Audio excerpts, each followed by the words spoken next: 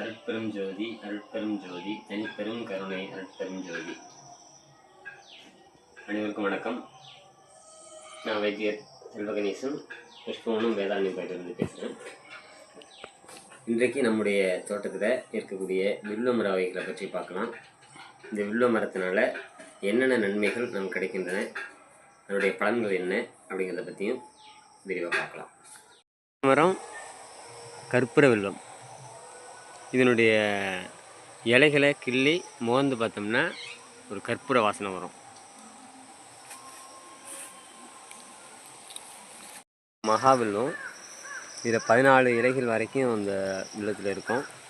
இது வில்வத்தில் ரொம்ப அபூர்வமான வகை.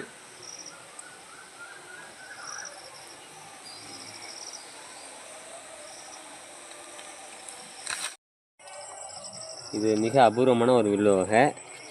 இந்த இலைகள் ஒன்றோடு சேர்ந்து இருக்கும். ஒரே இலை 3ஆக இருக்கும். பார்க்குறதுக்கு லிங்கத்தோட அமைப்பு மாதிரியே இருக்கும். இது ஒரு மிக அபூர்வமான ஒரு வகை. இது ஏக வில்வம்.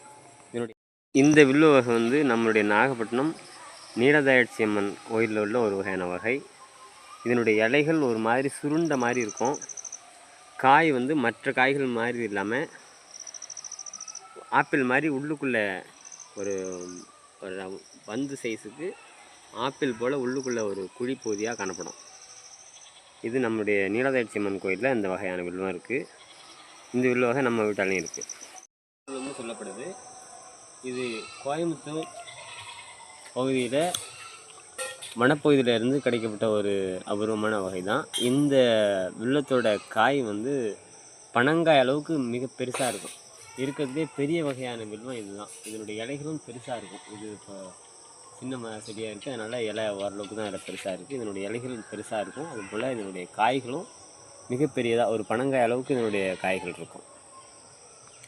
இதுவுமே மருத்துவ பயனுடையது. வில்லத்தினுடைய இலைகள், இதனுடைய காய்கள், வேர், பட்டை அனைத்துமே மருத்துவ பயனுடையது தான். இதில் இன்றைக்கு வந்து நம்ம இதனுடைய இலைகளில் ஒரு அற்புதமான மருத்துவ முறையை பார்க்கலாம். எந்த விதத்திலும் கட்டுப்படாத ஒரு ஜுரம் நாள்பட்டு இருக்குது, எந்த ஒரு மருந்துலையுமே குணப்படுத்த முடியலை அப்படின்னா இதனுடைய இலைகள். வில்வத்தை பொறுத்த வரைக்கும் நம்ம இப்போ 5 வகை இங்கே பார்த்தோம். 12 வகையான வில்வ வகைகள் இருக்குதுன்னு சொல்லுவாங்க. எந்தெந்த வகைகள் என்னென்ன பலன் செய்யுங்கிற குழப்பம் நமக்கு வேண்டியதில்லை. ஏன்னா வில்வம் எல்லா வகையான வில்வமுமே ஓரளவுக்கு ஒரே வகையான பலன்கள் தான் தரக்கூடியது. அதனால் கிடைக்கிற வில்வத்தை நம்ம பறிச்சிக்கலாம். இதில் நான் இப்போ கையில் வச்சுருக்கிறது ஏக வில்வம்.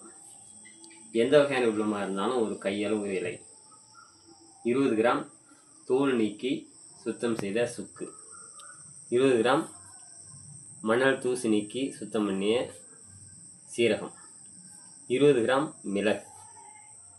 இந்த 4 பொருளையும் இடித்து 1 லிட்டர் நீரில் ஒரு மண்சட்டி, புது மண்சட்டியில் போட்டு ஒரு 100 மில்லியிலேருந்து 150 மில்லி வர்ற வரைக்கும் சுண்ட காய்ச்சணும்.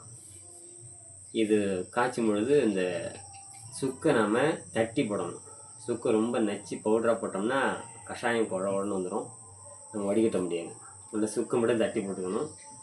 ஒரு 150 மில்லி அளவுக்கு வர பட்சத்தில் நம்ம இறக்கி இதை வடிகட்டி எடுத்துக்கணும். இதில் தேவைக்கு சர்க்கரை வேணால் கொஞ்சம் சேர்த்துக்கலாம். இதை ஆற விட்டு குடித்தா ஒரே வேளையில் எந்த விதமான ஜுரமாக இருந்தாலும் நிற்கும். இது நம்ம கையாண்டு வருகிற அனுபவ முறை. நீங்கள் இதை பயன்படுத்தி பலன் பெறலாம். நம்ம தோட்டத்தில் உள்ள காய்கள் தான். காய்கள் எவ்வளோ பெருசாக இருக்குது பாருங்கள். இந்த காய்களில் ஒரு அற்புதமான மருந்து இருக்குது. இது நாம் எல்லாருமே தெரிஞ்சுக்க வேண்டிய மிக ஒரு அற்புதமான மருந்து. இதை நம்மளுடைய அடுத்த தொடர்ச்சியான பதிவுகளில் பார்க்கலாம். நன்றி. அருட்பெரும் ஜோதி.